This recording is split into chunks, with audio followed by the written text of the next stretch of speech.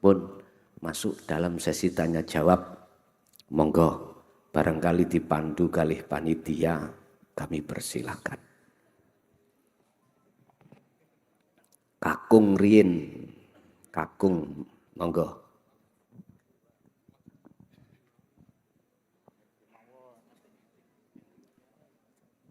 Bismillahirrahmanirrahim. Assalamualaikum warahmatullahi wabarakatuh. Waalaikumsalam warahmatullahi. Kula saking jamaah Pemalang, Gus. Injih. Kula badhe tanglet niki jawaban menika sampun wonten sederenge pertanyaan wonten. Nanging kula kok kados ketantang kali jenengan. Jenengan paring tausiah, paring nasihat tentang akhirat, tentang Allah. 1 menit kemudian jenengan disuguhkan penyanyi-penyanyi yang cantik-cantik. Nggih napa? Niki sing jaler-jaler niku. Karepe jenengan niku napa to, Gus? Karepe pripun? Kula mahaminipun niku susah niku. Nasihat-nasihatipun panjenenganipun ditantang napa teka-teki niki? Monggo dijawab. Matur nuwun. Fi kulli mukawwanat khafiyun hayyun wa huwa wujudullah. Sakjerone bidadari itu ada Allah. Saya ulang. Di dalam bidadari-bidadari itu ada Allah. Saya katakan bidadari itu ada sifat jamalnya Allah. Keindahan Allah. Tinggal kita memandang, mohon maaf, makhluke apa mandang Allah. Allah.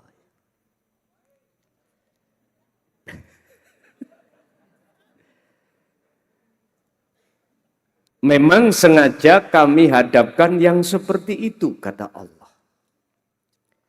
Yang semata-mata liyabluwakum ayyukum ahsanu amala.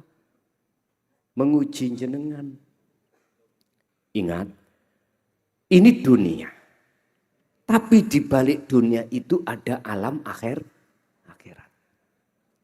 Tergantung kita memandangnya alam dunia apa alam akhirat.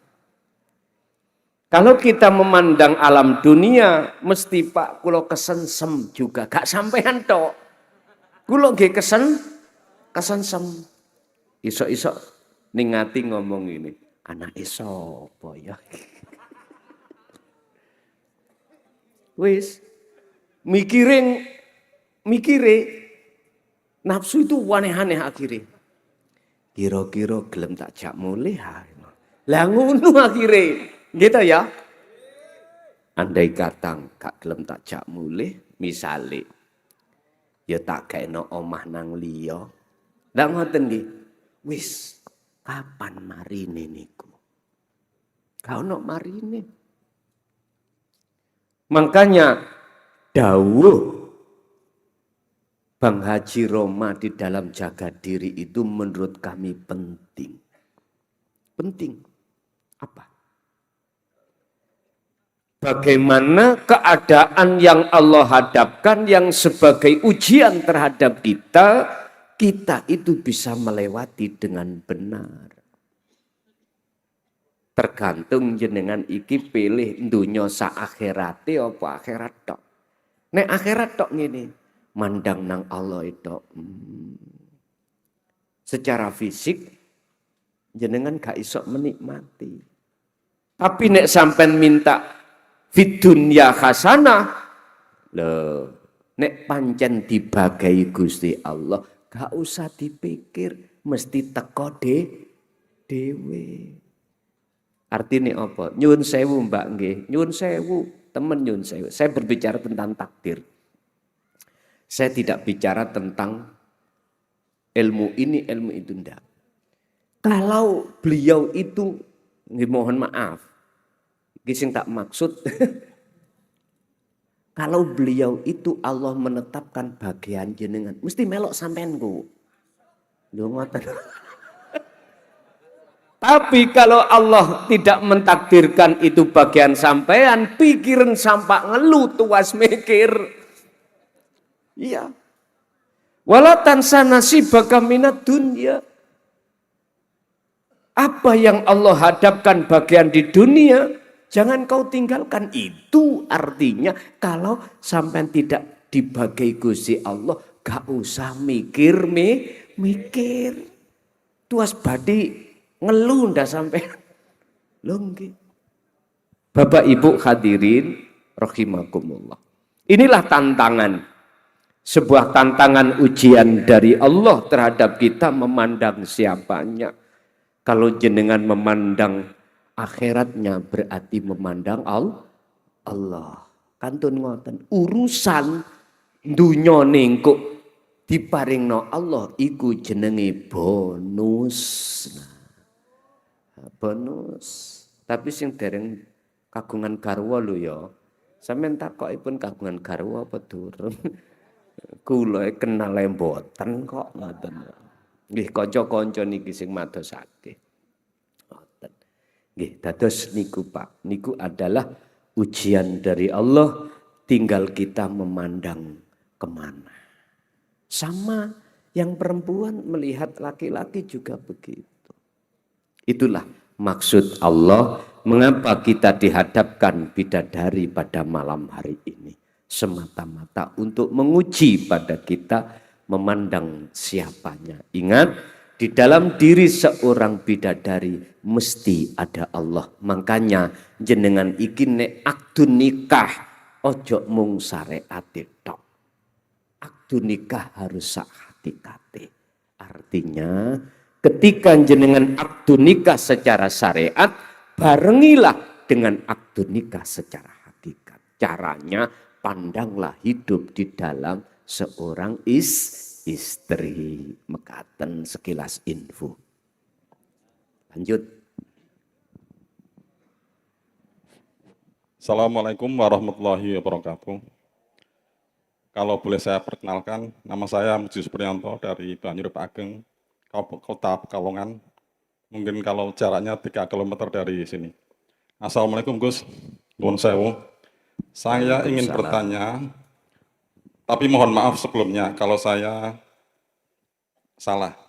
Saya pernah mendengar bahwa ada waliullah peminum, ada juga penjudi. Apakah itu benar? Lantas rohaniahnya bagaimana saat itu? Kalau saya yang ada di Makom Al-Hijab, bolehkah saya meniru melakukan seperti itu? Yang kedua, ketika hati seperti apa, kemudian dibenarkan secara hakikat, ketika melakukan hal yang dilarang secara syariat. Mekaten, sebetulnya mungkin banyak yang saya akan tanyakan, tapi banyak juga untuk yang lain. Sekian, mohon maaf apabila ada kesalahan. Matur nuwun, wassalamualaikum warahmatullahi wabarakatuh. Waalaikumsalam warahmatullahi wabarakatuh. Kita urai dulu tarkib definisi daripada ahli hijab dan ahli syuhud. Golongan am dan golongan khos. Ahli hijab kita golongan ahli hijab atau golongan am. Disebut golongan yang buta. Apa bisa kita itu berjalan seperti golongan ahli syuhud? Enggak bisa, Pak. Bagaimana mungkin bisa orang yang berjalan antara orang ahli hijab dan ahli suhud di jalan yang sudah disiapkan. Apa sama? Enggak sama. Artinya, golongan ahli hijab kita itu semua orientasi perilaku mesti berjalan di atas jalan hawa nafsu. Sementara para aulia Allah, kekasih Allah, berjalannya itu fisabilillah. Di atas jalan Allah. Mengapa demikian? Karena beliau aulia ini adalah sudah mengerti mana jalan dan mana jurang. Kita golongan ahli hijab tidak mengerti mana jurang, mana jalan. Kalau enggak percaya silakan. Jenengan mata tertutup berjalanlah di jalan yang benar. Coba. Mesti kita akan menggok. Enggak mungkin bisa dengan lurus. Enggak mungkin, Pak. Dari pertanyaan, apakah para waline Allah itu ada yang maksiat secara syariat? Lah gitu toh. Entah itu minum ataukah penjudi. Saya jawab, Pak. Dari kajian tentang Kitab Hikam pasal 166, kalau nggak salah kemarin kami bahas. Cara Allah menutupi kewalian hambanya, kekasihnya, itu macam-macam, Pak. Supaya tidak diketahui orang lain. Pertanyaannya, apa mungkin Allah menutupi kewaliannya dengan perilaku dohir yang miturut syariat itu maksiat? Jawab saya, kalau Allah mempunyai sifat jaiz, mengapa tidak? Bagi Allah mudah saja. Mudah saja, Pak. Bapak Ibu, kalau diteruskan, apakah boleh saya mengikuti, meniru perilaku maksiat para kekasih Allah? Lawang kita ahli hijab. Saya tidak menjawab boleh atau tidak. Saya begini, mungkin saya menjawab sendiri. Apakah kita orang buta? Meniru berjalannya orang yang tidak buta? Bisa menjawab dewe. Orang lain berjalan pakai motor. Jenengan niru pakai motor. Saya menjawab sendirilah. Saya tidak mau menjawab boleh atau tidak. Pertanyaan jenengan saya jawab dengan satu pertanyaan. Dan jenengan praktekno sendiri. Gak usah ada yang nuntun. Motor langsung pakai pulang. Udah tiru orang yang tidak buta. Boleh atau tidak? Yus itulah jawabannya. Mohon maaf Pak. Apa sama orang yang buta dan tidak buta? Pasti tidak sama. Sekalipun beliau aulia, Allah menutupi lewat jalan maksiat miturut syariat, itu wenang bagi Allah. Wenang. Apakah itu ada? Ada, Pak. Ada. Apakah boleh? Misalkan pertanyaannya, bagaimana mungkin aulia niku kan wis tiada selain Allah toh? Berarti kalau selain Allah sudah tiada, sing lakoni sinten niku? Lah, masa mungkin Allah maksiat? Gak mungkin toh. Kita mengatakan maksiat karena kita memandang dari sisi umum dengan teori hukum syariat.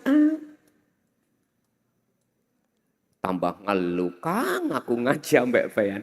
Wis buat ngopi ae. Paham iku sing mahamno ya Gusti Allah, ra paham sing gak mahamno ya Gusti.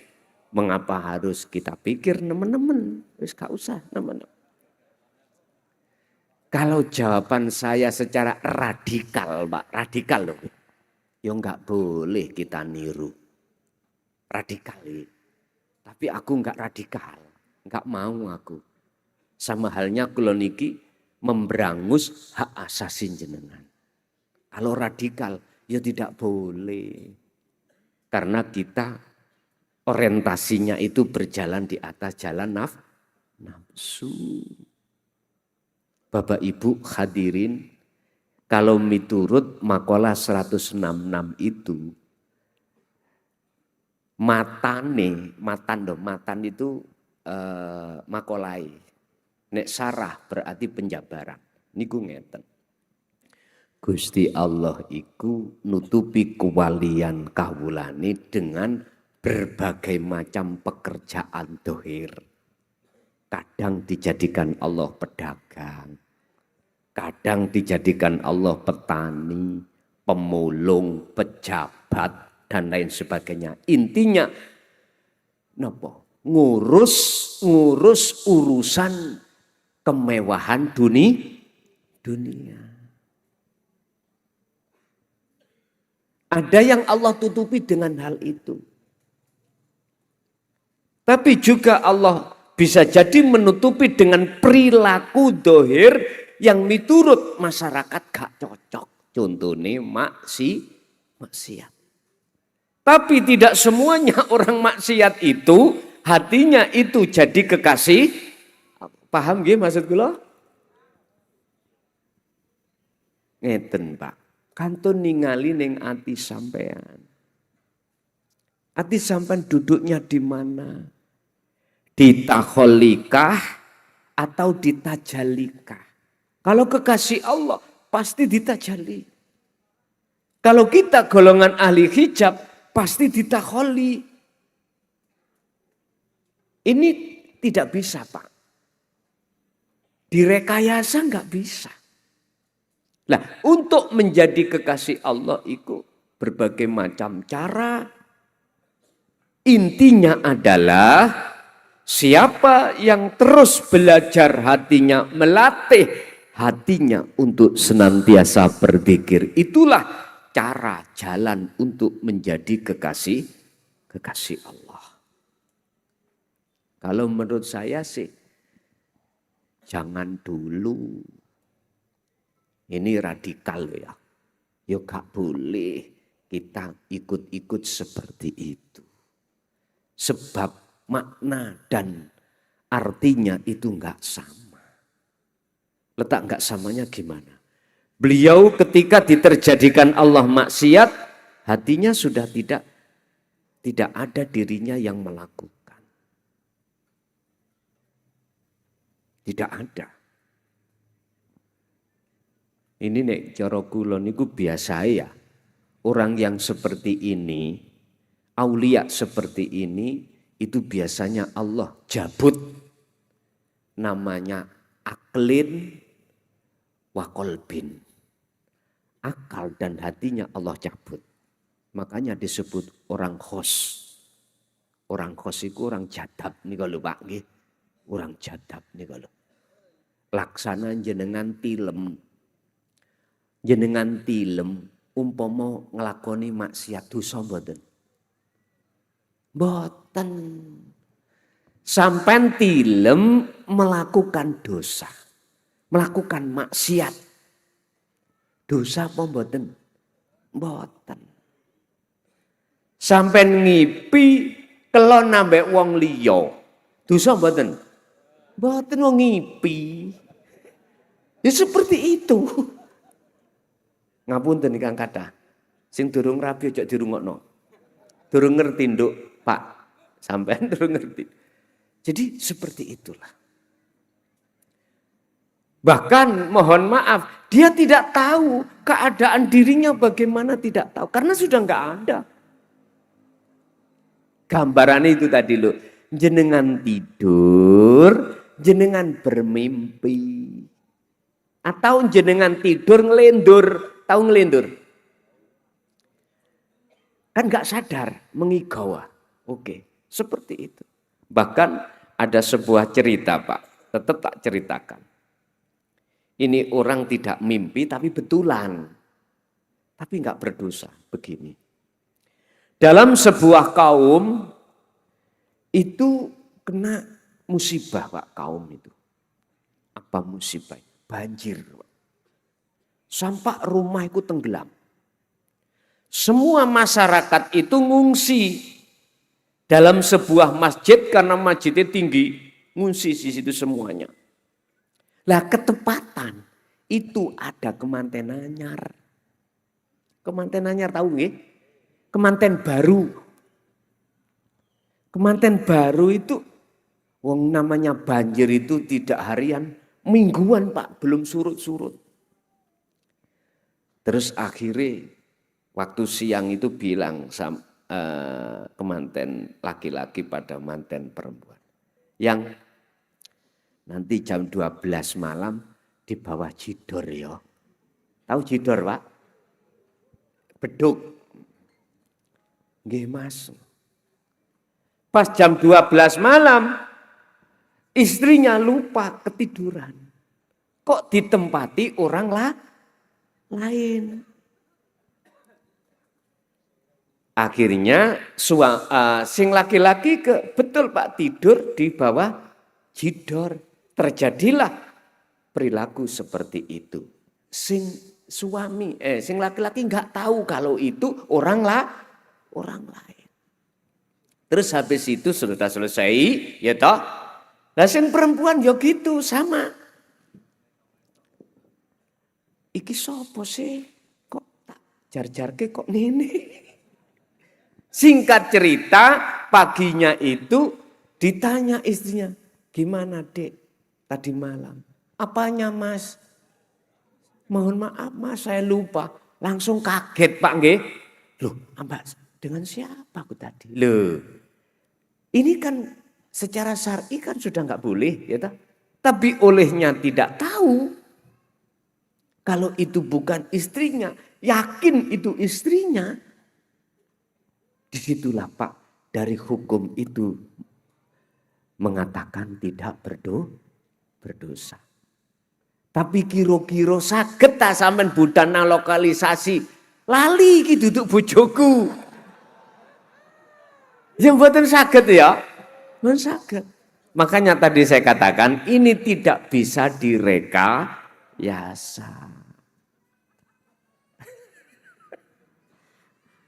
Ini kok belewakrak tutuk guni Bang.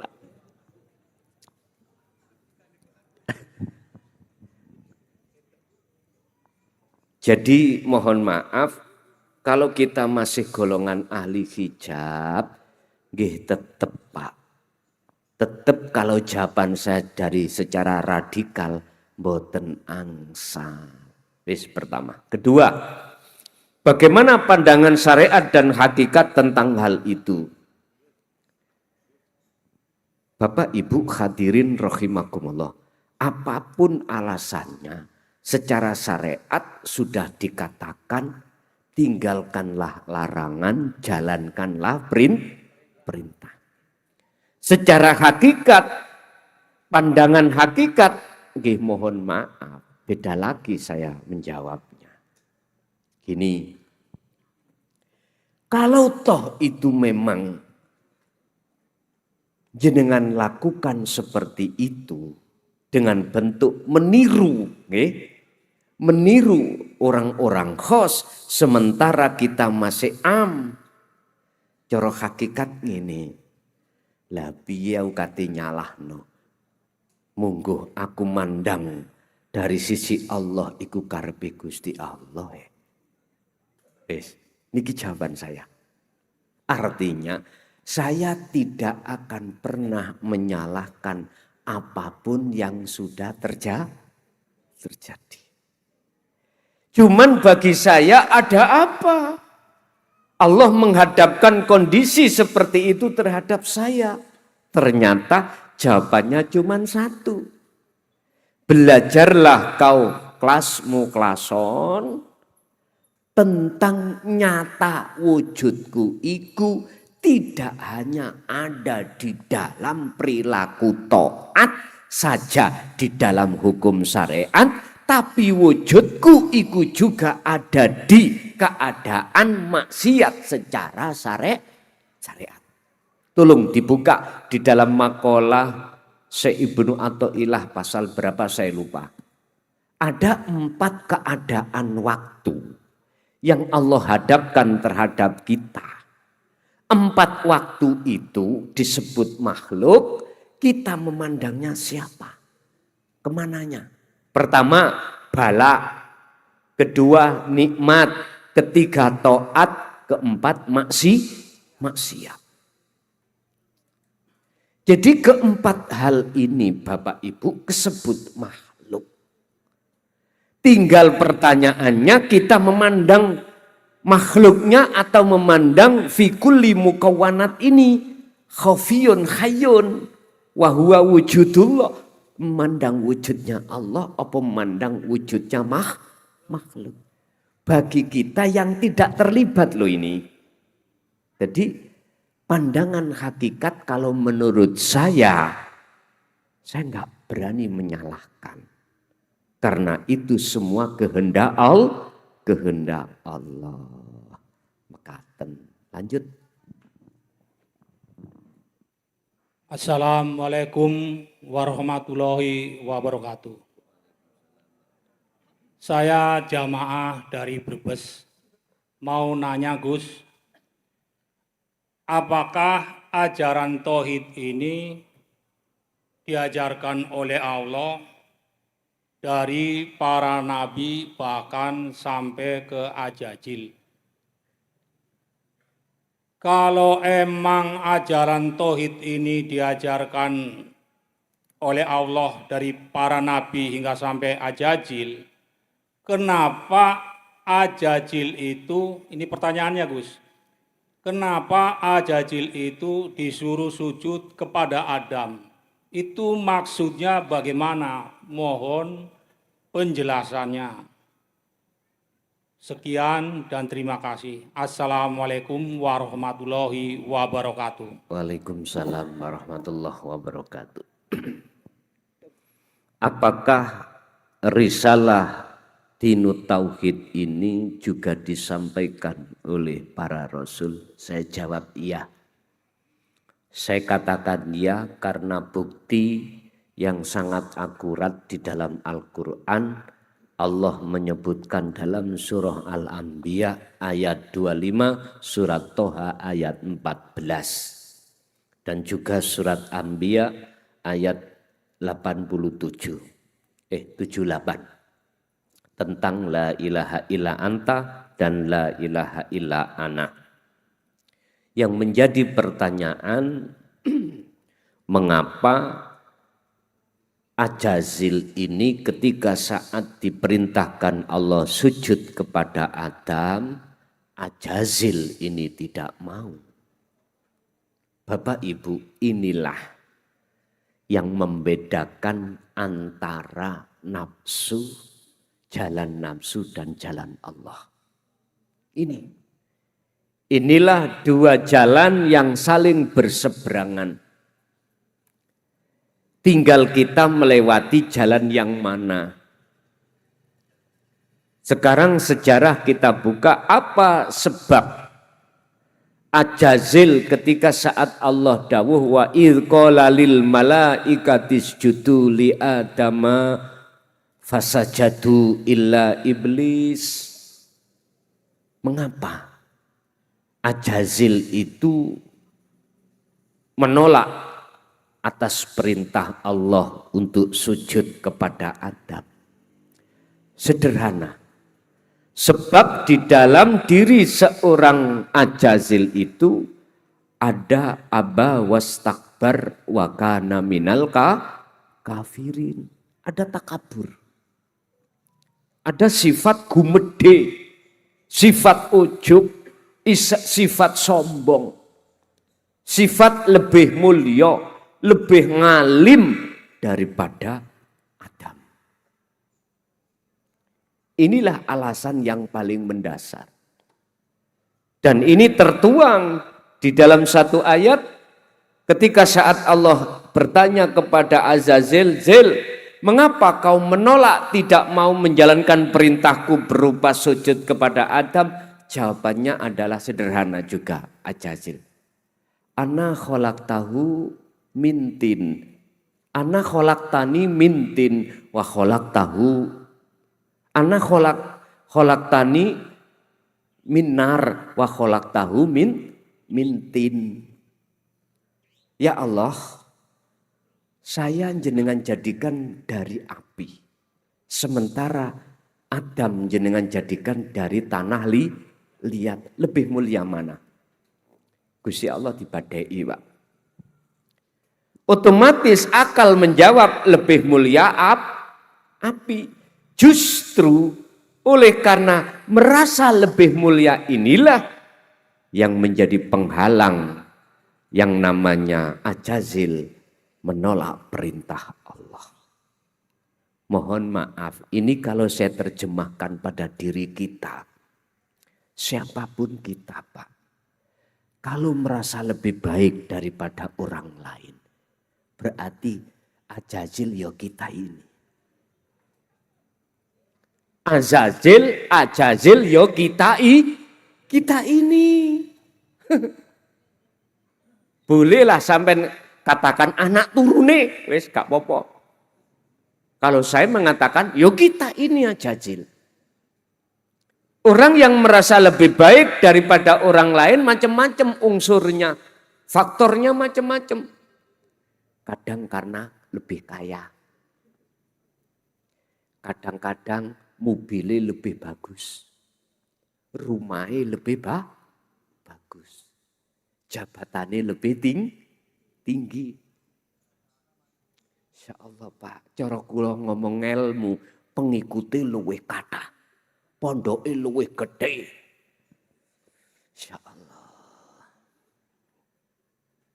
Ini persoalannya. Bukan perkaranya itu dinu tauhid belum disampaikan. Sudah. Cuman tolong dibuka dalam surah Al-Baqarah ayat 5 dan ayat 6. Muncul Azaziliku yang bagaimana? Innalladzina kafaru sawaun alaihim a'anzartahum am lam tundirhum la yu'minu. Bukan persoalannya dinu tauhid belum disampaikan, disampaikan. Cara Allah menyampaikan macam-macam. Ada yang lewat lewat ayat-ayat yang bersifatkan Qur'aniyah. Berarti isi di dalam Al-Quran itu ada ayat yang tersirat. Itulah beliau sampaikan. Udah, sekarang kita anggap kaum itu gak mengenal Quran sama sekali. Mana bukti Allah menyampaikan dinut tauhid? Ngalam. Inilah ayat-ayat yang disebut kauniyah. Ayat-ayat yang bersifatkan alam ini. Contoh, mengapa dihadirkan bidadari, penyanyi. Ini kauniyah. Ngandung pitutur. Kauniyah lagu. Iki kauniyah. Pitutur. Maksudnya di dalamnya mengandung ajaran apa, pengertian apa. Ini alam ini Pak semuanya.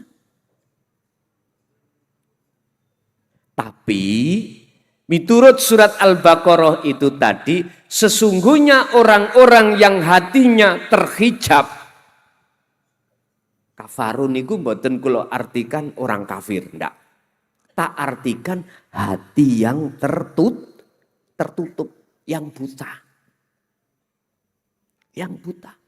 Yang buta mata hatinya, yang tuli kesombongan. Loh, disitulah Pak.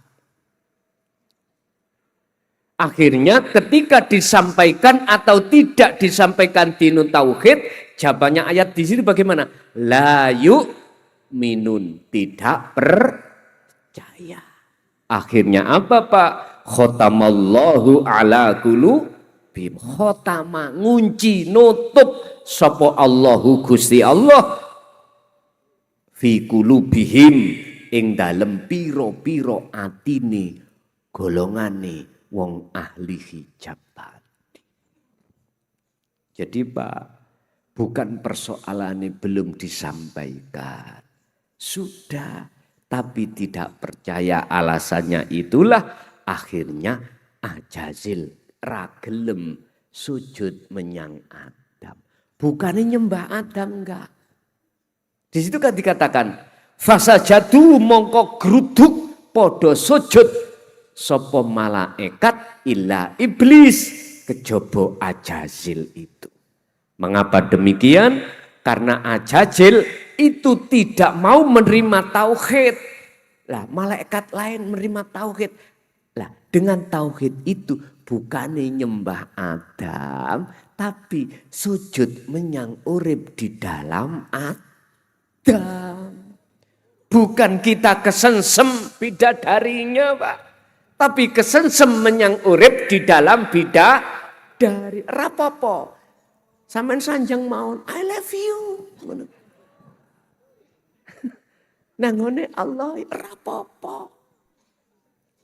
Niku kedai ngonten. Bapak Ibu hadirin rahimakumullah. Jadi Pak, tetap itu jawabannya, tetap itu disampaikan. Tapi berhubung tidak percaya, akhirnya tidak bisa melewati keindahan tadi. Keindahan dunia. Mekaten. Pun orang laki-laki samun tigang ya. Sekarang ganti ibu dulu. Nanti kembali ke bapak-bapak. Barangkali ibu ada. Monggo.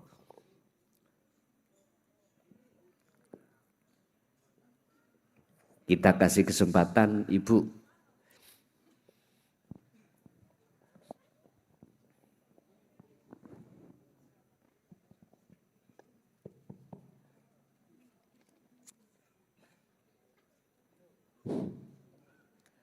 Assalamualaikum warahmatullahi wabarakatuh. Waalaikumsalam warahmatullahi wabarakatuh.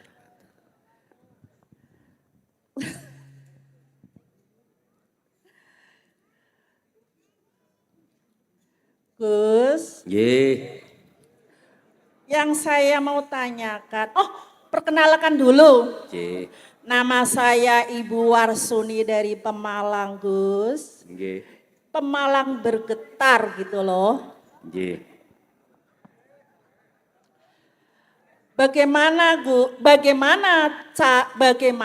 cara yang efektif untuk menfanakan nama, sifat, zat untuk menuju ke ahadiyah, menuju ke ahad agar tidak jatuh bangun, Gus.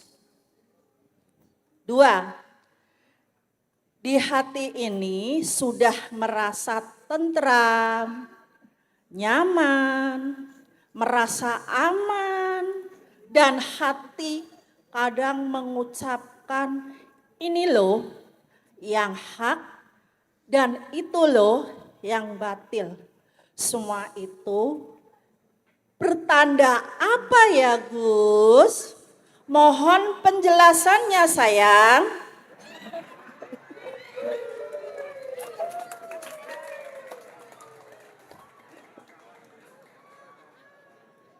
Sampun Bu. Oke, Kesupen sayang, kesupen. Assalamualaikum warahmatullahi wabarakatuh. Waalaikumsalam Sampun Gus, warahmatullahi wabarakatuh. Kaifiyatu fana usifah wa asma wa dzat wa af'al ilal liqa'illah. Bagaimana cara secara spesifik dengan cepat kita untuk memfanakan sifat asma af'al dzat. Ini berkenaan dengan dawe Allah di dalam hadits qudsi Pak, yang berbunyi janganlah kau sembah namaku, sifat dan zatku, tapi sembahlah aku. Dan ini jawabannya juga di dalam Al-Quran surat Toha ayat 14. Innani anallah la ilaha illa ana fa'budni wa aqimis sholah li dzikri. Jawabannya di setiap akhir kalimah itu mesti ana, ingsun, ingsun. Bagaimana cara kita untuk memfanakan sifat, asma dan lain sebagainya? Sederhana, Bu. Jangan pernah dalam hati ketika saat keadaan Allah hadapkan muncul aku nih makhluk. Cepat. Saya ulang. Janganlah pernah dalam hati muncul keakuan makhluk ketika saat keadaan apapun Allah hadapkan. Inilah cara maksud pengamalan la haula wala quwata illa billah.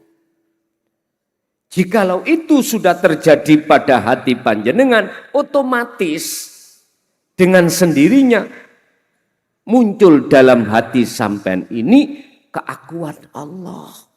Otomatis nih. Dan itu boleh karena keakuan makhluk itu sudah tiada.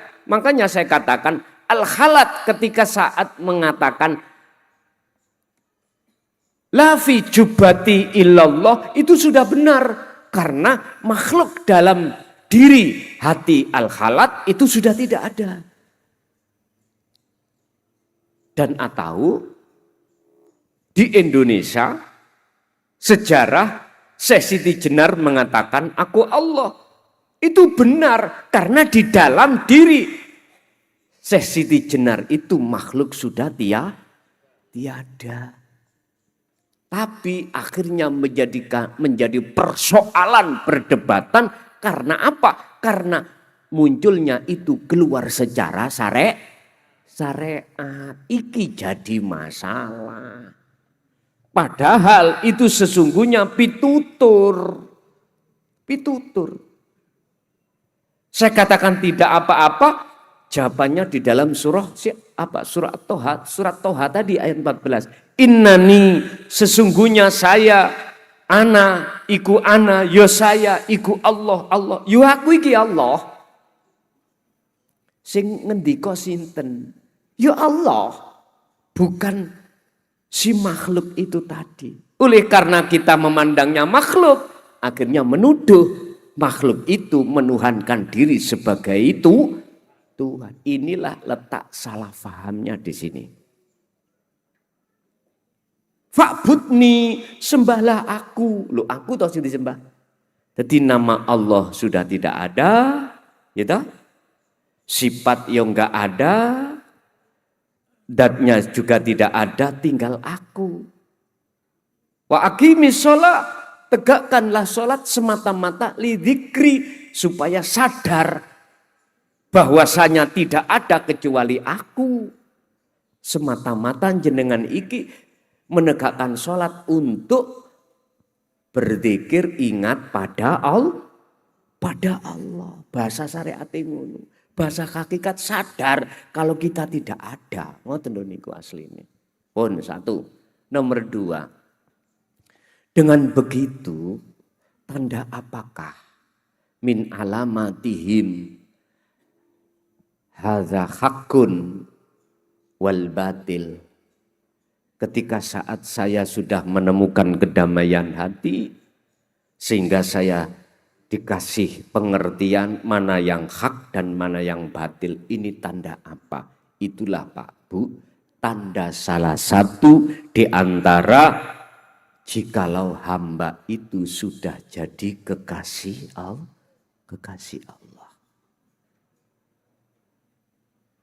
La khaufun alaihim walahum yahzanun. Siapa mereka? Alladzina amanu wa kanu yattaqun. Pun surat Yunus 62-63. Tanda kekasih Allah itu adalah mereka yang hatinya tidak ada rasa takut, khawatir, gelisah. Siapa mereka? Mereka yang tidak hanya beriman, tapi juga ihsan. Wa kanu yattaqun, itu adalah posisi jenengan sudah di ihsan. Itulah makom makrifat pada Allah. Ibu malih. Assalamualaikum warahmatullahi wabarakatuh. Waalaikumsalam warahmatullahi wabarakatuh. Bagus, kula kenalan kula saking Pemalang Gondang. Kula badhe tanggrek, kula sampun nderek Thariqah Naqsabandiyah sampun dengu. Kula niki badhe nderek tanggrek ilmu tauhid dan makrifat, badhe nglakoni zikir asrar, sirur asrar. Pripun Gus Mulason? Pun kula cekap semonten mawon. Wassalamualaikum warahmatullahi wabarakatuh. Waalaikumsalam warahmatullahi wabarakatuh. Jikalau jenengan nderekake atau menjalankan dzikir sirul asr, berarti jenengan ada peningkatan. Peningkatan, mestinya harus gitu. Sebab gini Pak, ketika kita sudah beraktivitas di dalam kancah thariqah, thariqah itu apa? Jalan. Jalan menuju dan bertemu Allah. Jikalau tidak dibukakan kunci jalan untuk menuju makrifat, nggak bisa wusul. Makanya saya katakan itu peningkatan, karena itulah dzikir tersebut sebagai kunci jenengan ini bisa masuk ke makom musyahadah, makom akhirat, makom ihsan ada di situ memang. Sehingga saya katakan tidak hanya boleh, menurut saya wajib bagi kita sebagai pelaku jalan menuju pada Allah. Lah, mulai awal sudah saya sampaikan, walaupun jenengan itu hanya mengikuti di YouTube tanpa pernah bertemu saya, terus jenengan ini dong paham, jenengan jalankan, itu sudah otomatis Allah izinkan. Jenengan gak usah apa iki sah apa enggak ya. Wong aku gak ketemu orangnya. Lah ngono dah. Wis. Yang mempunyai kunci semua adalah Allah. Anda digerakkan untuk bisa memahami dan menerima, itu tertanda berarti Anda telah dimasukkan Allah di dalam kancah kunci tersebut. Makanya jenengan yang jauh dari Indonesia khususnya, jangan khawatir, sah itu. Makanya awal-awal sudah saya katakan azaztukum, sudah saya berikan secara syar'i terhadap siapapun yang mau menerima. Monggo Bu, jenengan jalankan. Sebab fungsi daripada dzikir sirul asr adalah nafi itsbat. Tandanya nanti kalau itu sudah jalan, hati sampean gak gampang gelisah, gak gampang susah, justru malah menemukan satu kedamaian. Sebagai proses awal, orang yang melakukan dzikir sirul asr itu ada di tahapan su'aul basyirah. Harus selalu mengasah, merasakan kehadiran Allah di dalam segala hal keadaan apapun. Itulah yang dimaksud Kanjeng Nabi, fa'ilam takun taroh, apabila kau belum bisa melihat wujudnya Allah, maka kau harus sering merasakan kehadiran Allah, atau Allah selalu melayani panjenengan. Lanjut, Ibu sitok engkas.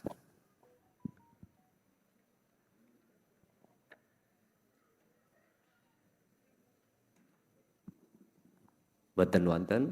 Ibu Nek ibuke wis gak enek baru nang wong lanang. Tasik wonten?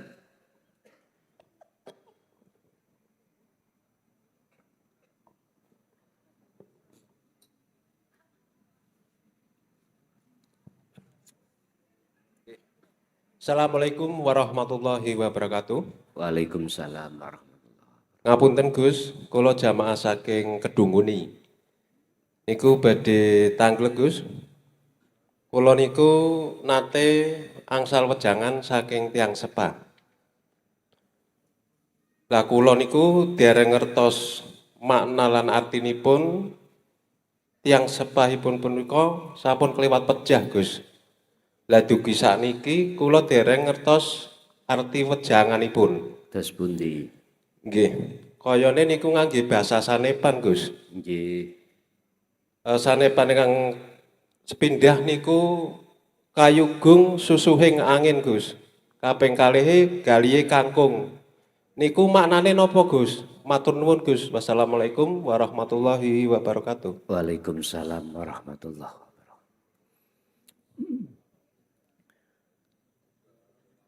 Susuane angin dengan galihe kangkung. Susuane angin iku maksude urip. Galihe kangkung ya maksude urip. Secara dohir sampai cari kemanapun dengan mata dohir kosong. Sampai lihat galihe kangkung ya enggak ada, yang ada hanya kosong. Susuane angin ya sama. Ternyata inilah maksud satu makalah fi kulli mukawwanat. Di dalam setiap makhluk itu ono urip. Akhirnya disebut gali kangkung sama dengan susuane angin. Sesungguhnya itulah wujudnya Allah. Makanya saya masukkan dalam pengertian lebih mendalam. Wahuwa hayyun au khafiyun iku wujudullah, yaiku wujud sejatine Allah. Wong Jawa ngarani sejatine urip. Lah tinggal pertanyaannya kita, bagaimana caranya untuk bisa sampai bertemu dan rangkul-rangkulan terhadap itu. Dalam bahasa kitab, bagaimana kita bisa mengesahkan Allah? Syuhudul wahdah fil kasroh, ini jawabannya. Pandanglah esa di dalam banyak. Ngoten niku. Ini enggak akan pernah kita terjadi pada diri kita selama mata hati masih buta. Enggak bisa, Pak. Kalau masih ada tutupnya mata hati, enggak bisa. Ini harus dibuang. Yang membatasi atau menghijabi mata hati kita harus dibuang. Yang bisa membuang hanyalah Allah. Allah membuang itu ada asbabun nuzulnya. Sebab-sebabnya. Mengapa Allah buang hijabnya hati? Cuman satu. Muhammad dzikron kathiron. Perbanyaklah sadari hatimu, dzikir sejatine dzikir yang harus kau lakukan. Itulah jawabannya dzikir sirul asrar. Pun titik ada di sini, Pak. Nggih, lanjut. Assalamualaikum warahmatullahi wabarakatuh.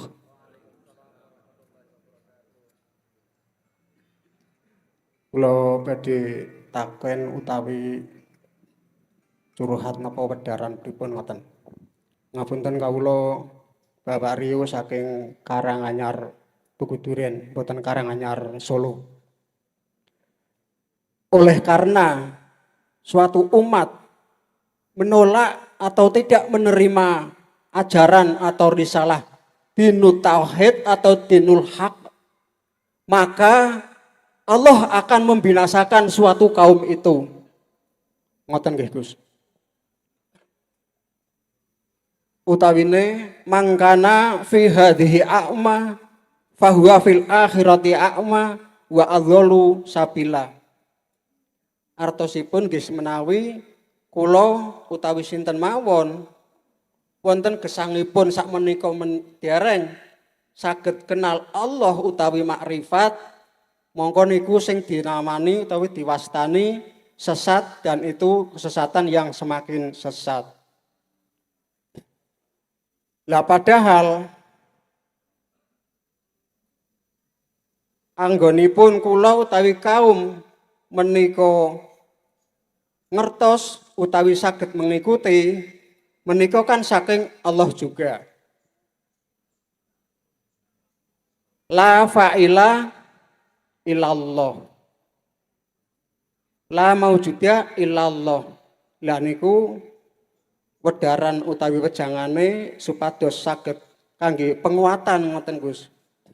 Kadang kula nggih hampir tiap malam mengikuti utawi bolak-balik baik sing live maupun sing tunda. Kados-kados nggih kadang sok paham. Tapi kados saya malih sok kados kawur ngangin ngoten niku Gus. Mbok menawi nggih sing lintune nggih sok wonten sing sami napa nggih. Menika setunggal. Lah ingkang kaping kalihipun kula inget napa niku wejangan utawi keterangane saking panjenenganipun Gus Muhlarson Rosid ingkang kawula mulyakaken. Sinten kemawon tiyang ingkang berjalan wonten pelajaran utawi risalah menika nggih menika dinu tauhid, artine jahidu sabilillah, jalan mengenal utawi sagete bertemu Allah. Jangan dikira kita akan dibiarkan begitu saja, ngoten Gus. Lah kleresan menika kula dereng dangu sing mengikuti senaosa saking YouTube. Nggih, alhamdulillah wonten sing pertemuan utawi pengajian langsung wonten sing Pekalongan duka ping pinten ping gangsal napa pinten. Lah dalam perjalanan menika kula estu menika sing siapapun sinten kemawon sing berjalan utawi ngambah dalan iki jangan dikira akan mulus-mulus enak-enak begitu saja. Tidak, ternyata. Kula ngalami Gus. Tepate nggih sasi siam wingi niku ngantos yah menten. Mungkin secara umum utawi secara lahir disebut napa niku ujian niku nggih tiba tiang sanes tiang nggih sanes tingkat beratipun. Utawi nggih arupi-rupi ujian utawi cobaanipun. Kados sing keterangane Gus menika.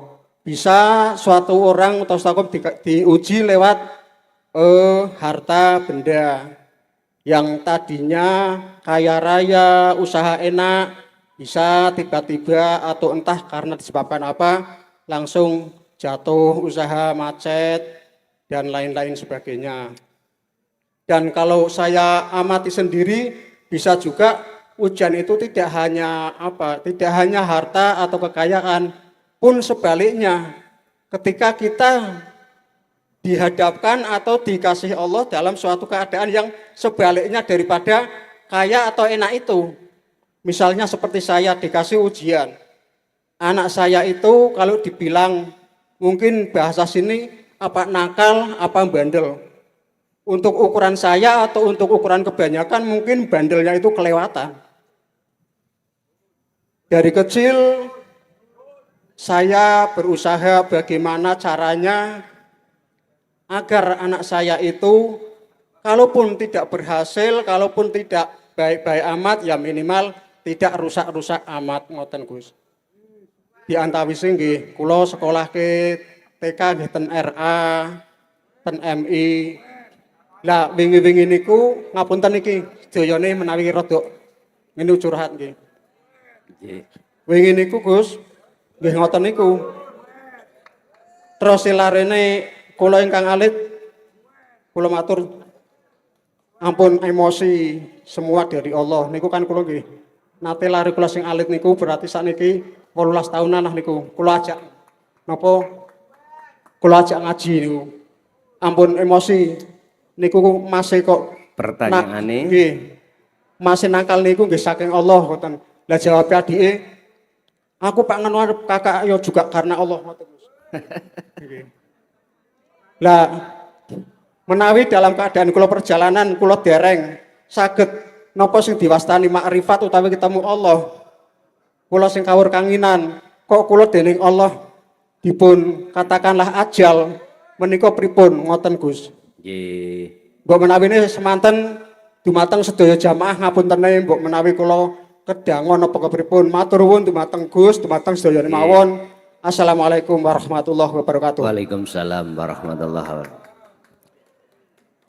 La yu'minuna kulluhum jami'an nas ghadaballahu alaihim. Orang-orang yang tidak beriman terhadap ajaran Allah untuk mengesahkan Allah, sebagian besar di antara mereka itu akan dihanguskan Allah, digodop Allah. Maksudnya apa digodop itu? Ya hati kita dijauhkan dari ketenangan jiwa.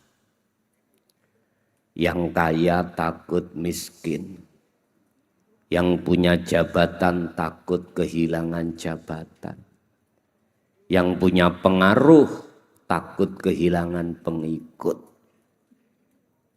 Bapak Ibu, itu terjadi terhadap siapapun kalau hatinya menolak tentang ajaran tauhid.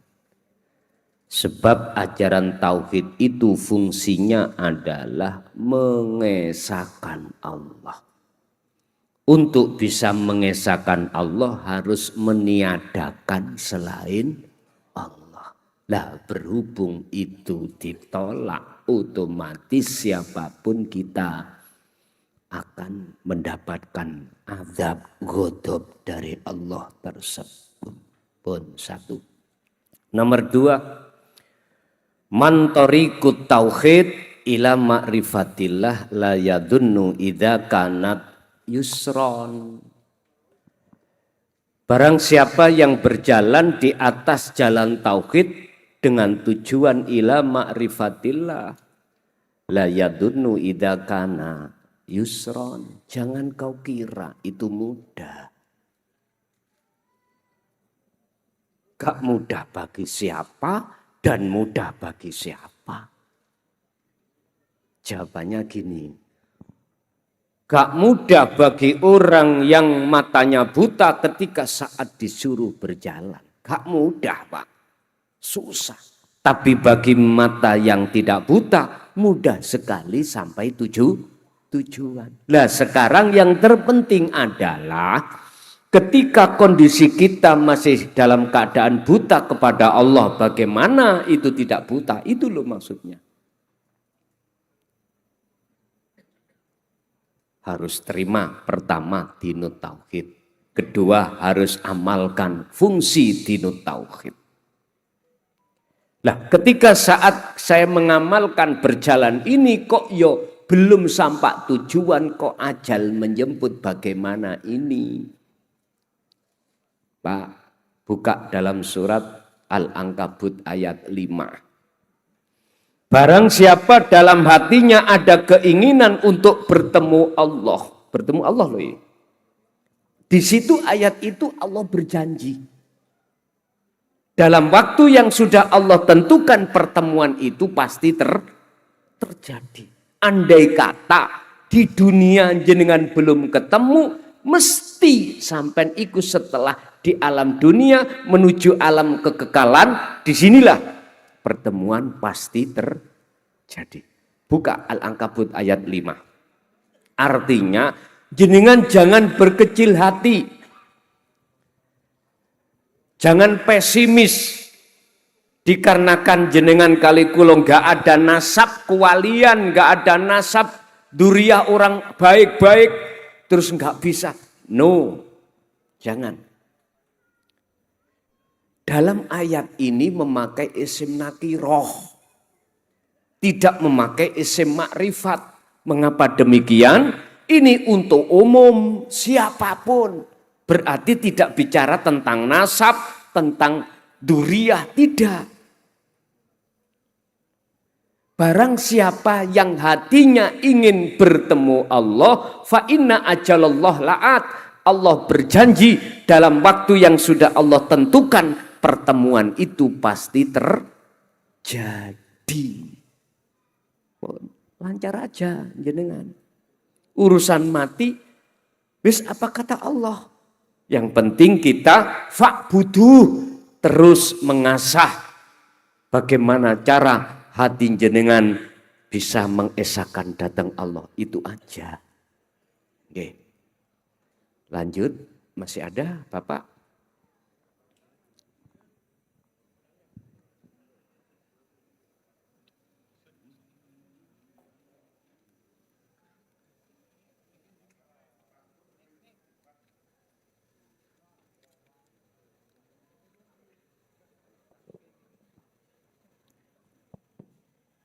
Assalamualaikum warahmatullahi wabarakatuh. Waalaikumsalam warahmatullahi Kami perkenalkan, kami jamaah dari Temanggung. Alhamdulillah pada kesempatan ini kami dijalankan oleh Allah. Kami bisa bersilaturahmi kepada Guson khususnya dan pada jamaah semua pada umumnya. Kami jamaah dari Temanggung hanya akan bertanya Gus.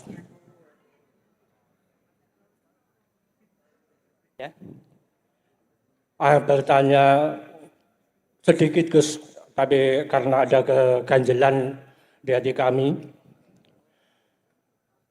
Bagaimana menurut ruh-ruh yang buta atau ruh yang tidak buta itu sudah jelas. Tapi yang akan kami tanyakan, setelah ajal meninggal, ajal menjemput, ruh yang sudah tidak buta atau yang masih buta, kemana dan di mana tempatnya? Hanya itu aja yang kami tanyakan. Kami mohon pencerahannya, kurang lebihnya saya mohon maaf. Kami akhiri, wallahu a'lam bishawab. Wassalamualaikum warahmatullahi wabarakatuh. Waalaikumsalam warahmatullahi wabarakatuh. Saya jawab dari dua kacamata. Pertama, kacamata syariat, kedua hakikat. Ma huwa ar-ruhul a'ma wa ghairihi. Bagaimana keadaan atau kemana mereka itu setelah ajal itu menjemputnya, ruh itu kembali kemana antara yang hatinya buta dan tidak. Secara syariat sering kita dengarkan munculnya nama An-Nar dan munculnya nama Al-Jannah. Mungkin dalam bayangan kita pada saat itu, An-Nar itu kita itu disiksa, lah gitu nggih. Dibakar di dalam neraka berpuluh-puluh tahun. Al-Jannah, bayangan kita ketemu bidadari kita. Tiap hari, tiap saat enak-enak gitu. Pak, nyuwun sewu.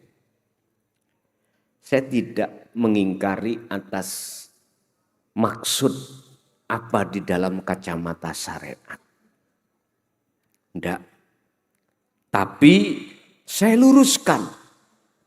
Sebetulnya yang dimaksud An-Nar adalah termasuk gelisah, susah, khawatir, takutnya di dalam hati kita. Ini sebetulnya itu. Makanya di situ disebut al-ghadab dengan atau al-azab dengan ar-rahmah. Rahmat, anugerah. Yang akma, yang buta berarti hati kita berlaku yang namanya takut, rasa gelisah, khawatir, dan lain sebagainya. Intinya hati ini nggak ada kenyamanan. Yang tidak buta, kebalikannya.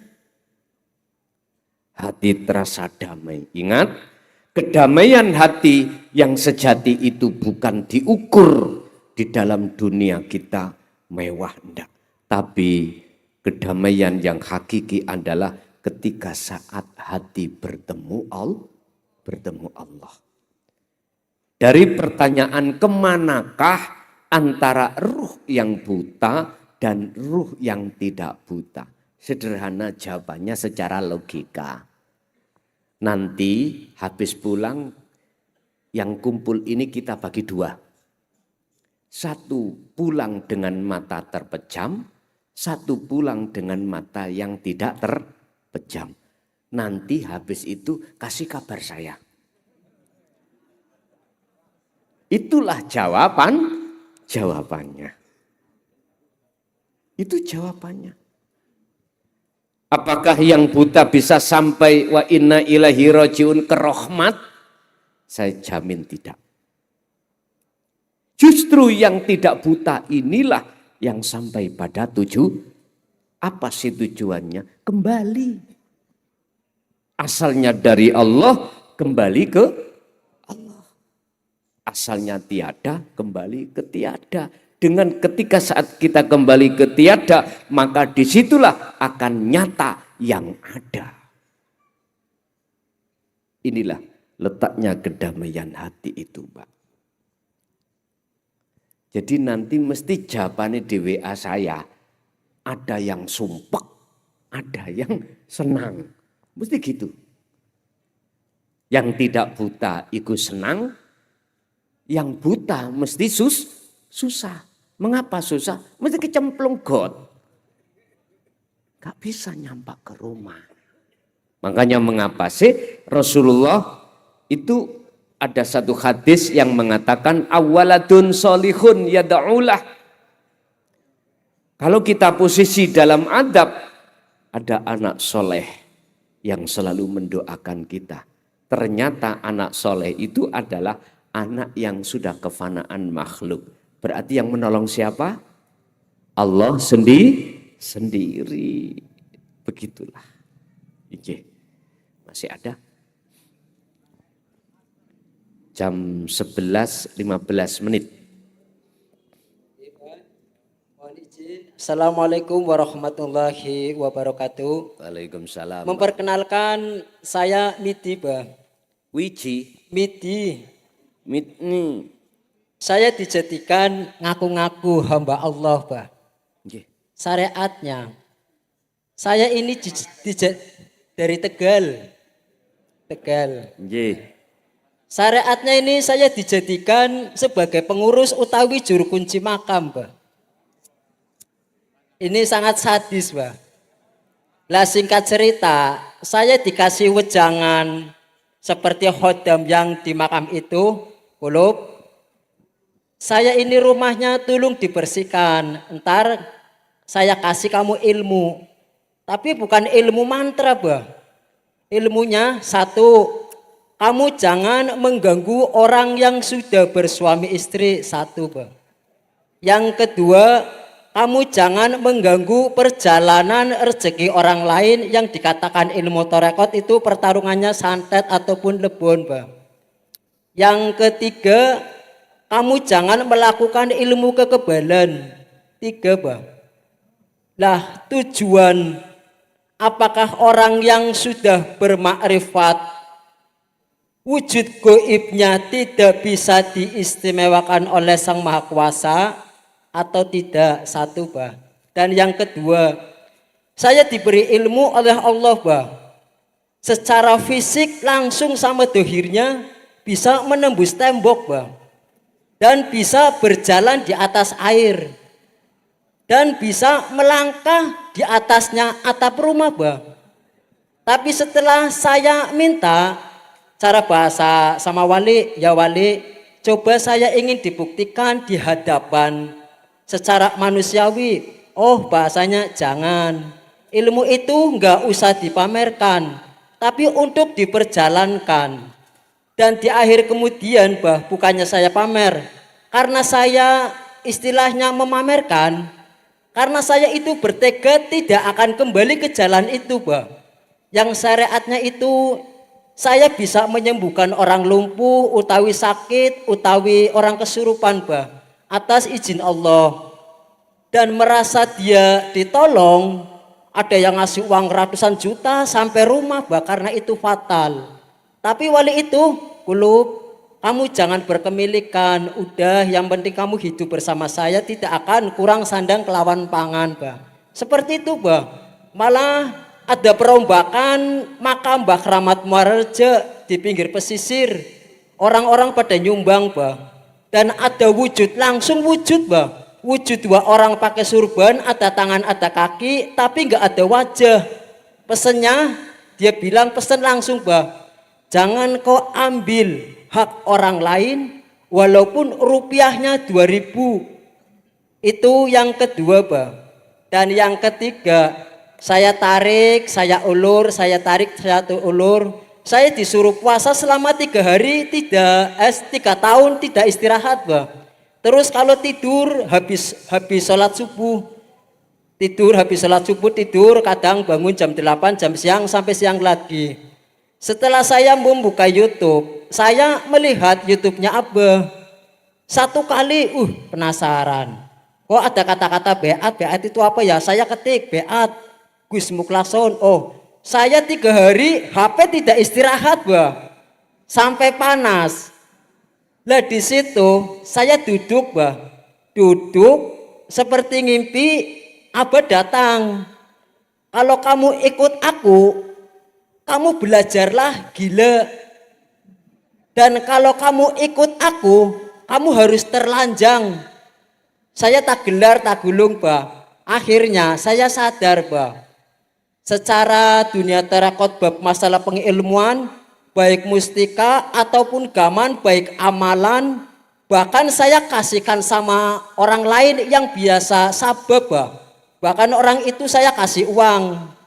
Dan disinilah terjadinya setelah kita mengenal YouTube-nya Abah sampai dihadirkan sama Allah di tempat ini, kita bertemu sampai kita bersalaman, seakan-akan saya dihujani, bah. Hati saya terasa sejuk. Dan setelah saya melakukan apa yang telah diajarkan oleh Abah, masalah kholwat, apa ya, saya nggak bisa diceritakan. Nggak bisa diceritakan ya, karena di luar nalar, ibarat orang pasrah. Ya seperti itu, bila kula nunut sama jenengan mawon, bah. Ya kemudian ke sini saya tidak bisa diceritakan. Demikian yang kami sampaikan, kurang lebihnya kami mohon jabarannya, bah. Apakah orang yang sudah bermakrifat jiwanya ataupun ruhnya tidak bisa diwujudkan untuk bisa menolong syariatnya sesama wujud manusia yang ada di sini, bah? Kenapa saya membicarakan? Karena saya tidak ingin kembali ke jalan itu lagi, bah. Ternyata kita tidak punya daya upaya dan kekuatan apa-apa. Demikian yang kami sampaikan, kurang lebihnya kami mohon maaf yang sebesar-besarnya. Wassalamualaikum warahmatullahi wabarakatuh. Waalaikumsalam warahmatullahi wabarakatuh.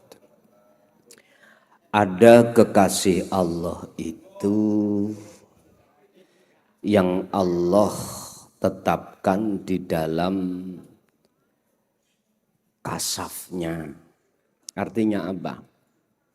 Ada kekasih Allah itu yang Allah bonusi tentang ahlil kasaf. Sing sampean ceritakan mang termasuk nambani orang, termasuk berjalan di atas air dan lain sebagainya. Dan juga ada kekasih Allah itu yang kebalikannya. Tidak dibonusi Allah di dalam tentang masalah karomah atau perkara yang ada kaitannya dengan alam mukasafah. Dari pertanyaan apakah bisa diwujudkan seperti pada umumnya? Jawabannya, jikalau Allah meletakkan si A sebagai kekasih Allah itu kebonusan tentang masalah kasaf, maka kekasafan itu tidak menjadikan penghalang hatinya pada Allah. Sekarang kekasafan di dalam alam muhadharah. Contoh, jenengan mohon maaf Bu nggih, istrinya tidak satu. Seperti Rasulullah, bahkan sampai ada 4. Itu kekasafan, kekaromaan di dalam alam muhadharah, tapi tidak menjadikan penghalang hati beliau pada Allah. 2, kekasafan anak sampean itu kuwatah. Ora kenek dihitung saking akeh ngoten. Terus anake ya wis ngono, pinter-pinter manut-manut. Dan juga ada anak sing belunat. Belunat itu mokong. Mokong itu apa? Menentang. Dan itu tidak bisa menjadikan penghalang hati panjenengan pada Allah. Oke, mari garwa anak kona tiril mungkontoroh dunya brono. Mewah, jabatan punya, masalah apapun punya. Tapi itu tidak menjadikan penghalang. Nah, mengapa Allah bersikap demikian? Karena miturut hitung-hitungan Allah terhadap si A ini dengan adanya kemewahan, kekaroman di dalam alam muhadharah atau alam mukasafah tidak menjadikan penghalangnya beliau.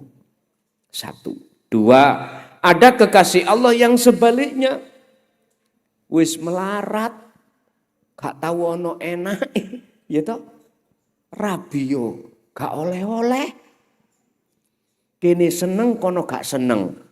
Jebule kono seneng kene gak seneng, gak ketemu. Bahkan anak pun gak punya, apapun gak punya. Intinya wis gak punya keahlian apapun di dunia ini. Loh, mengapa Allah bersikap seperti ini? Karena miturut hitung-hitungan Allah, jikalau si B dikasih seperti si A, maka terhalanglah. Sehingga sengaja Allah tidak hadirkan karomah itu tadi. Tidak Allah hadirkan. Oleh sebab itu, bagi panjenengan kali kula yang memang kelompoknya kelompok yang kedua, matur suwuna. Mangan ra tau enak.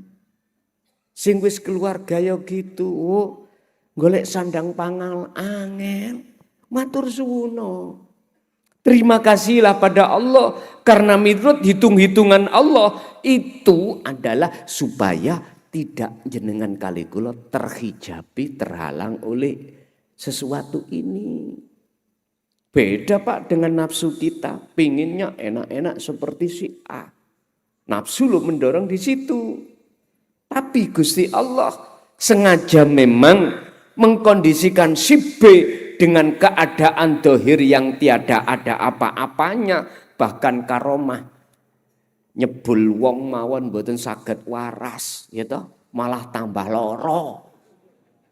Gitu, ana wong kesurupan sing teko gak situk malah tambah rombongan. Wis. Lho memang sengaja di situ supaya jenengan tetap kondisinya itu tidak terhalang. Itulah maksudnya Allah. Jadi sekarang yang terpenting Allah meletakkan kita di mana? Barometer untuk tidak terhalang cuman satu. Sepanjang mana Anda memegang dzikir itu. Hanya itu. Makanya hitung-hitungan Allah dengan hitung-hitungan nafsu tidak sama. Hitungan Allah terhadap Nabi Adam, jikalau kau tidak mendekat buah khuldi dan tidak memakan sekaligus, kau selamanya ada di surga. Khuldi maknanya kekal, Pak. Hitung-hitungan nafsu beda lagi. Adam, jikalau kau tidak makan buah khuldi, kau tidak kekal di surga. Makanya namanya buah khuldi. Khuldi iku kekal. Dunya saisine kemewahan dunya itu memang Pak terkesan dijadikan oleh hawa nafsu terasa indah dan selamanya dan menjanjikan. Jangan heran, memang seperti itu. Lah, jadi jenengan dulunya kok yo pas pada waktu dijadikan Allah sebagai orang yang selalu ngaku-ngaku, lalu Gusti Allah menurunkan dinu tauhid, jenengan bisa terima, terus jenengan iki ada keinginan untuk meninggalkan itu, maka itulah cara Allah untuk membersihkan kotoran hati. Segelas info.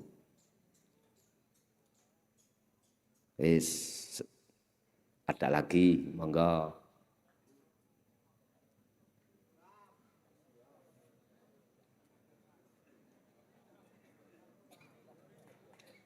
Masih ada?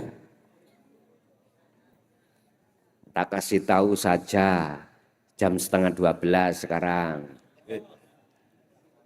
Assalamualaikum warahmatullahi wabarakatuh. Waalaikumsalam. Ngapunten ingkang kathah niki ajeng tanglek tentang kemakrifatan. Saking kedungune niki, nggih. Nami kula Muhammad Yusa gitu. Ajeng tanglek tentang kemakrifatan niki Gus. Ciri-ciri orang yang sudah makrifat niku napa sing sampun saged saur manuk, napa sing ditangleki tiyang Sawur manuk. nggih. Sawur manuk niku napa, Pak? Saur manuk niku nek bahasane tiyang sepah riyen niku atine wis iso takok-takokan ngono. Oh. Nggih. Terus napa sing tiyang niku sampun saged maringi solusi ketika di nyusuni solusi kalih tiyang kados niku mawon kula cekapaken. Assalamualaikum warahmatullahi wabarakatuh. Waalaikumsalam warahmatullahi wabarakatuh. Min alamatil ma'rifatillah iku setengah saking tondo piro-piro wong sing disebut wong makrifat pada Allah. Apakah wong sing sawur manuk mau atau ati takon pitakon, dan ataukah apakah orang yang selalu memberikan solusi terhadap orang lain dalam segala persoalan. Kalau saya memandang dari faktor orang yang makrifat secara sumbernya adalah la yarawna li anfusihim say'an. Dari tanda-tanda orang yang sudah makrifat, hatinya dia itu sudah tidak ada pengakuan atas diri makhluk sebagai sang pelaku.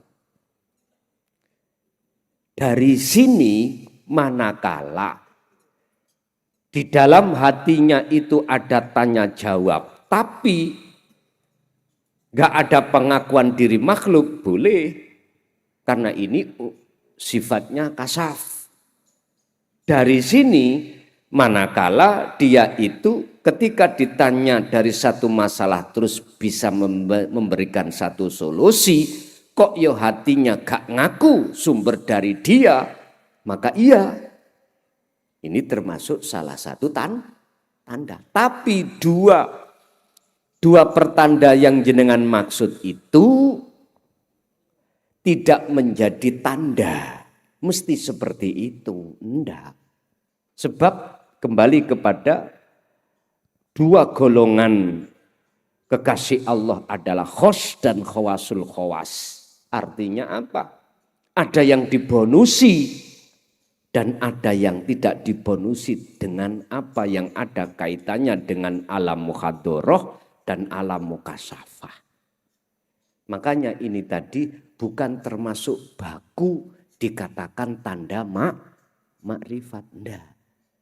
Tapi jikalau dalam hatinya sudah terlepas dari pengakuan dirinya, maka betul. Ini adalah pang dari sebuah kayu atau pohon. Pohon seperti ini kan ada pangnya, Pak, ya. Ini pohonnya. pohonnya ini saya maksud adalah la yarawna li anfusihim syai'an. Apa? Sudah tidak ada pengakuan kalau munculnya pang-pang ini dari dirinya, tapi dari Allah Subhanahu wa ta'ala. Jadi pang-pangnya ini bisa dikatakan termasuk yang sawur manuk mang tadi, atau yang selalu memberikan solusi, itu pang-pangnya. Yang kedua, yusahiduna annal fa'ilahu wallahu ta'ala, justru adanya tiang ini, pohon ini adalah pengakuan Allah. Artinya apa? Justru di dalam hati jenengan ini muncul akune Allah. Kalau seperti ini, maka ya, itu dikatakan salah satu di antara tanda makrifat pada Allah. Masih ada? Assalamualaikum warahmatullahi wabarakatuh. Waalaikumsalam warahmatullahi wabarakatuh.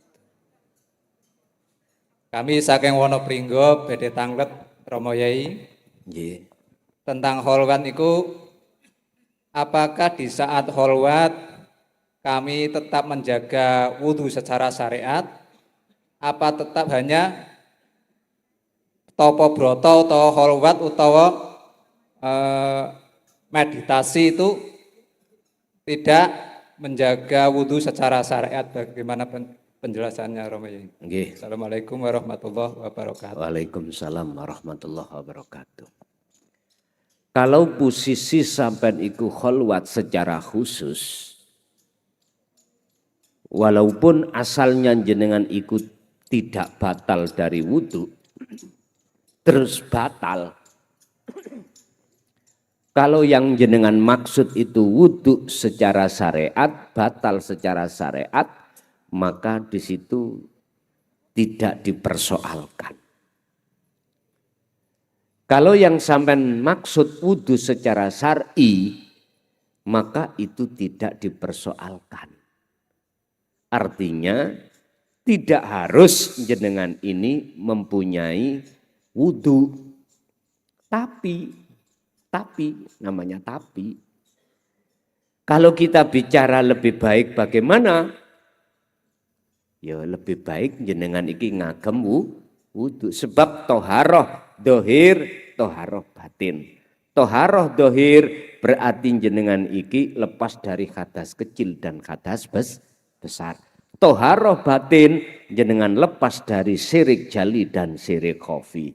Tapi ketika saat jenengan kholwat, di tengah-tengah kholwat iki sampai toharoh jasmani iki lepas, apakah harus jenengan iki wudhu? Ndak juga, tidak apa-apa. Mekaten. Cukup? Wonten Gus.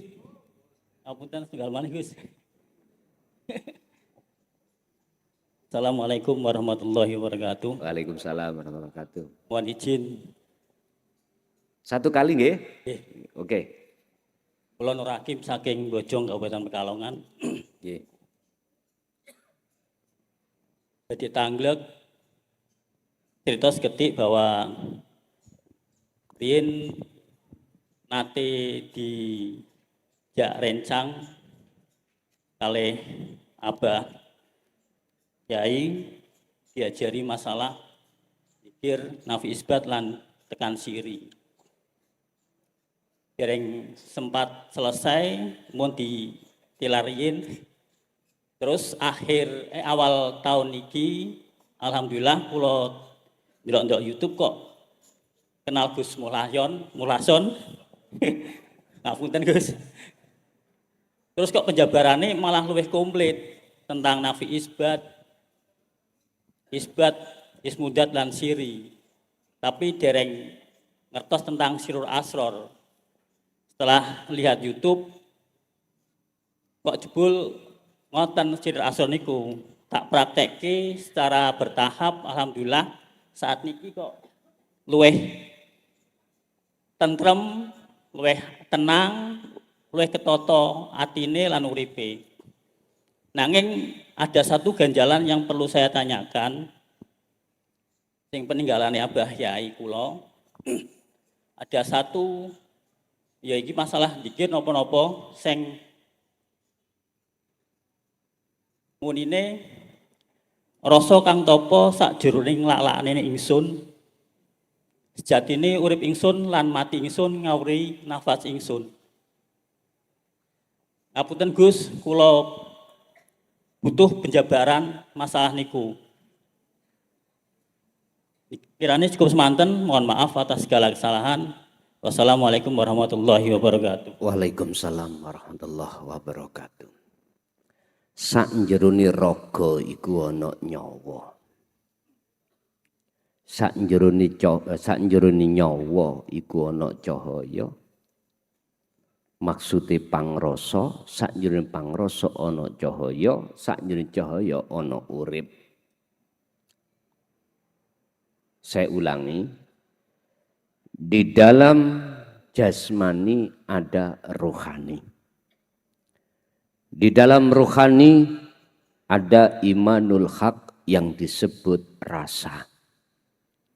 Di dalam rasa ada yang disebut cahaya. Di dalam cahaya ada yang disebut sebagai hidup atau wujudnya Allah. Pun saya urai. Pada diri manusia pada umumnya, secara syar'i itu ada ruh. Yang ruh itu tidak bisa dijangkau oleh kasat mata jasmani. Lah, ruh posisinya itu dari Allah dan dituntut untuk bisa kembali bertemu Allah. Akhirnya ada di situ istilah pengajaran. Pengajaran yang dibawa oleh Kanjeng Nabi yang disebut Risalatut Tauhidiyah. Risalah pengajaran ilmu tauhid untuk mengesahkan pada Allah.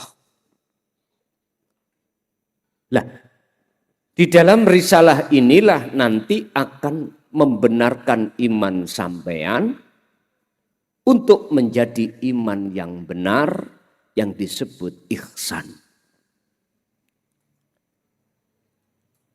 Otomatis jenengan akan dibimbing dan diperjalankan Allah ruh ini lewat rasa. Berbicara tentang rasa tidak bisa terlepas dari sejatinya dzikir. Dzikir yang kami maksud adalah kesadaran kalau diri kita itu tidak wujud. Kalau kehendak bukan kehendak manusia. Apapun itu. Setelah ini terus sampean asah dzikir tersebut, maka di dalam rasa itu ada cahaya. Inilah yang kumaksud nur makrifat. Ketika seseorang sisalik melakukan dzikir tersebut, ada kalanya Allah menghadapkan dua nur. Nur ini bukan Mbak Nur loh ya, bukan Pak Nur. Nur ini cahaya. Satu adalah cahaya disebut Nurullah. Cahaya Allah di dalam alam kasaf disebut sebagai kasaf suwari.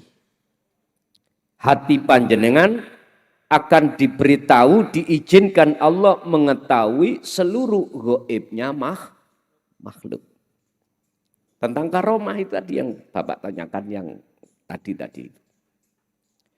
Ada kalanya si salik itu dihadapkan nur yang seperti ini, ada kalanya tidak. Ada kalanya tidak. Nur yang kedua adalah nur makrifat. Niki nur sejati. Inilah yang kumaksud di dalam rasa itu ada cahaya. Fungsi cahaya ini adalah melepaskan, menghilangkan perkara-perkara yang menggelapkan terhadap ruhaniah jenengan, yaitu isinya makhluk itu dilepas Allah. Sebab gini, Allah akan menyalakan nur makrifat dalam satu hamba manakala hamba itu selalu berzikir datang Gusti Allah. Ketika nur makrifat itu menyala, maka saat itu perkara yang menggelapkan hati Anda terhadap Allah, itu Allah sikap, Allah hilangkan. Makanya di dalam nur itu ada urip, ada wujude Gusti Allah. Inilah proses-prosesnya yang harus jenengan ketahui. Setelah itu selanjutnya jenengan lampai atau jalankan di dalam fi kulli akhwalikum, di dalam segala keadaan panjenengan. Sebab sejatine dzikir yang bisa menyalakan nur makrifat ini bisa dilakukan dalam keadaan kondisi berdiri, duduk, atau berbaring apapun. Mohon maaf, ning WC boleh. Mohon maaf loh ya. Ning WC, di WC saja padahal secara syariat nggak boleh kita mengucap Allah. Lah ngoten nggih, asma Allah nggak boleh. Itulah kau ucapkan. Nah, dzikir yang kau ucapkan, yang ku maksud dzikir yang tidak kau ucapkan. Sirul asrar itu dirasa. Setelah dirasa baru ainul basyirah bertemu. Setelah bertemu hakul basyirah menyatakan, ya aku iki Allah. Kok di situ jadinya itulah makrifat. Begitulah Bapak Ibu, apa malam hari ini yang Allah berikan terhadap kita, semoga dari berbagai masalah atau berbagai pertanyaan tadi bisa menyentuh dan membuka hati kita untuk menuju kebenaran yang sejatinya. Monggo kita tutup doa ini dengan suratul Fatihah. Yang terpenting ketika saat jenengan membaca suratul Fatihah, hati Anda lepas diri. Lepas diri. Doa apapun silahkan. Apakah doa itu berkenaan dengan dirinya, ataukah terhadap anak, keturunan jenengan atau orang lain, silahkan. Yang terpenting hati itu memunculkan bahwasanya yang berkomentar itu semua adalah Allah. Li ghairihim lahumul Fatihah.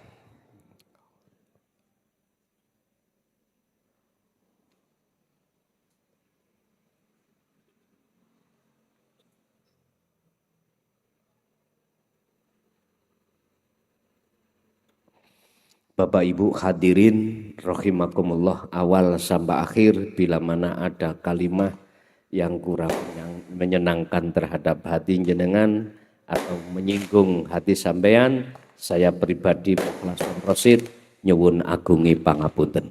Akhir kalam, hadanallah wa iyyakum wal afa minkum. Wassalamualaikum warahmatullahi wabarakatuh.